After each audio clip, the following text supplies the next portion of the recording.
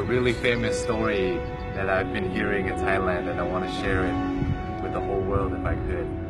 This is a story about the Buddha and a homeless man. One day there was a homeless man, and he's been trying to gather food, and he keeps noticing every day his food disappears. One day he caught the mouse that kept stealing his food, and he asked the mouse, "Why are you stealing from me? I'm a homeless man. You can steal from richer people than me and it won't have any effect on them." The mouse then told the homeless man, "It's in your destiny that you can only have 8 items in your possession. No matter how much you beg, no matter how much you gather, this is all you'll be able to have." The homeless man was shocked and said, "Why is that my destiny?" And the mouse said, "I don't know. You should try and ask the Buddha." So the homeless man goes on his journey to go find the Buddha, and as he's going, it gets late. So he ends up at a wealthy family's house, and he asks if he could stay the night. They let him in, and they ask him, "Young man, why are you traveling so late?" And he answered, "I have a question for the Buddha, and tomorrow I'll be on my way."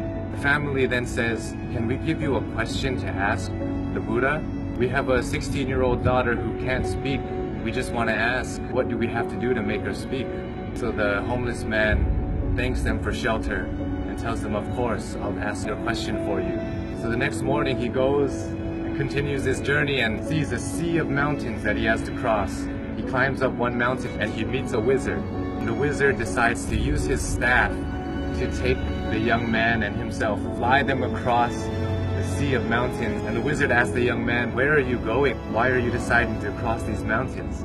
The young man said, "I'm going to ask the Buddha a question about my destiny." The wizard then says, "Can I please give you a question to ask the Buddha?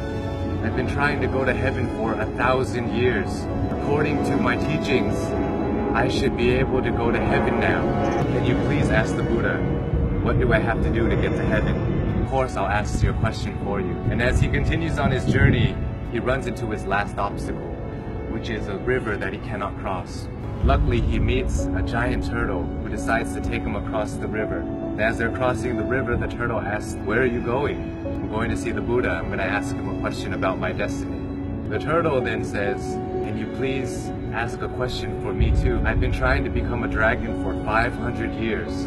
According to my teachings, I should have become a dragon by now.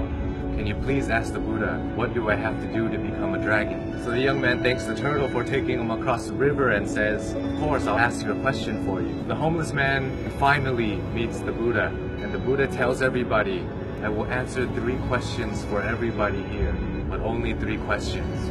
And the young man is shocked. He has 4 questions to ask. So he thinks carefully. He thinks about the turtle. The turtle's been living for 500 years trying to become a dragon. The wizard has been living for 1,000 years trying to get to heaven. And that young girl is going to have to live her whole life being unable to speak. And then he looks at himself. He says, "I'm just a homeless beggar. I can just go back home and continue begging." So as he looks at everybody else's problems, his problem suddenly seems so small. So he feels sorry for the turtle, the wizard, and the young girl, and decides to ask all of their questions. So he asks the Buddha, and the Buddha answers. The turtle is unwilling to leave his shell. As long as he's unwilling to leave the comfort of his shell, he will never become a dragon. The wizard always carries his staff and never puts it down. It acts as an anchor, keeping him from heaven. And as for the girl, she'll be able to speak when she meets her soulmate. So the homeless man bowed to the Buddha and went on his journey back home.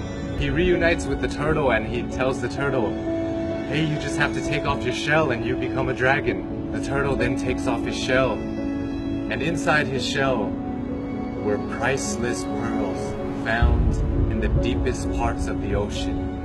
And he gives it to the homeless man and tells him, "Thank you. I no longer need this because I'm now a dragon," and flies away. The homeless man reunites with the wizard on the top of a mountain and says, "Hey, you just have to put down your staff, then you'll be able to go to heaven." The wizard lets go of his staff by giving it to the young man, says thank you, and ascends to heaven. The young man now has wealth from the turtle and power the wizard. He goes back to the family that gave him shelter, and he tells them that Buddha said, your daughter will be able to speak when she meets her soulmate. And at that moment, the daughter came downstairs and said, hey, is that the man that was here last week? The young girl and the once homeless man have found their soulmate. This story tells us so many things, so many lessons, but for me, I think that sometimes we have to give things in order to get some things. Sometimes if we want to become a dragon, we want to become a lion, we have to be willing to leave behind what makes us most comfortable, what makes us feel most safe. We have to leave our comfort zone just like the turtle did. And in order to find true love, we must become somebody who is willing to put others before ourselves.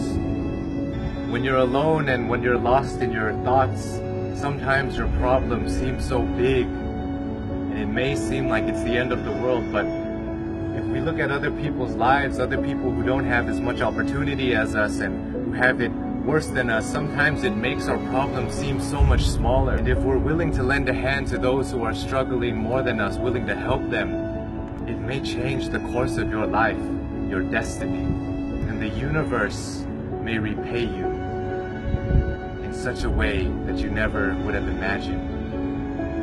It will come back to you. All the good that you do in the world will come back to you. If you're going through hard times right now, I hope this story helps. My name is Sean. I love you all, and I hope you have a wonderful, wonderful life.